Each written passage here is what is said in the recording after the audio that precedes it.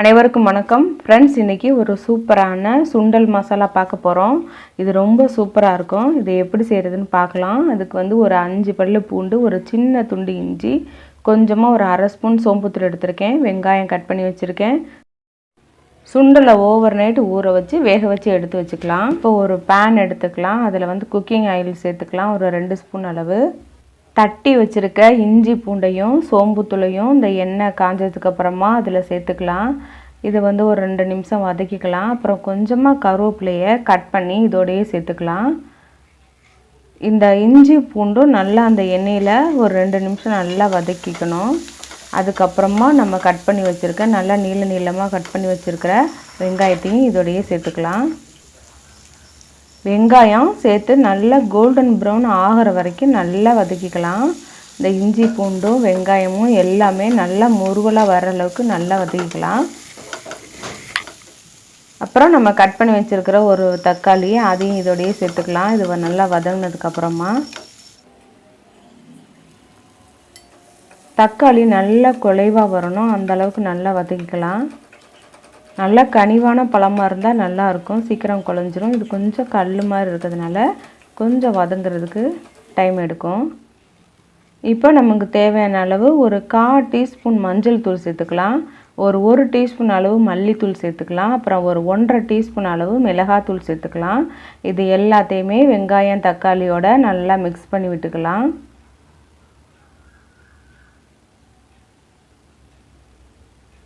இப்போ நம்ம சுண்டக்கடலை நல்லா ஓவர் நைட்டு ஊற வச்சு நல்லா வேக வச்சுக்கணும். ஒரு 5 விசில் 6 விசில் நல்லா வேக வச்சுக்கணும். ஒரு 2 ஸ்பூன் அளவு நான் சுண்டக்கடலை இந்த கரண்டியில் 2 கரண்டி நான் எடுத்து வச்சுக்கிறேன். இப்போ இதை நல்லா வதக்கிக்கலாம். உப்பு நம்ம சுண்டக்கடலையில் ஏற்கனவே உப்பு போட்டு தான் வேக வச்சுருக்கோம். இருந்தாலும் வெங்காயம் தக்காளிக்கெலாம் உப்பு போடணும், அதனால் கொஞ்சமாக உப்பு போட்டுக்கோங்க. எப்போயுமே சுண்டலில் உப்பு போட்டு வேக வச்சு எடுத்துக்கோங்க.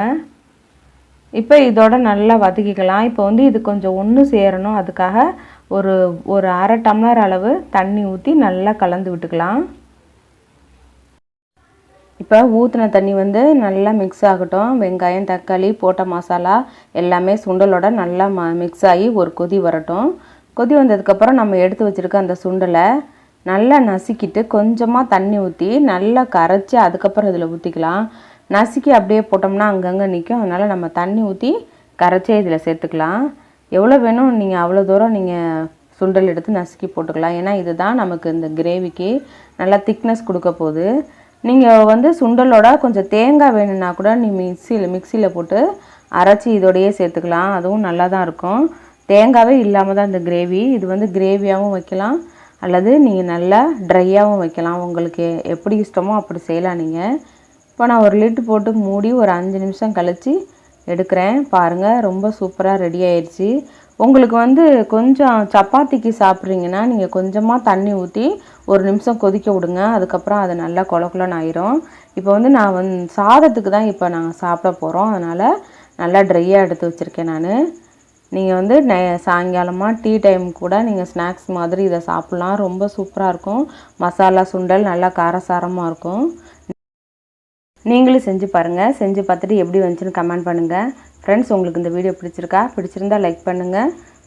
இந்த வீடியோ பார்த்ததுக்கு நன்றி. உங்களை வேறு ஒரு வீடியோவில் சந்திக்கிறேன். நன்றி, வணக்கம்.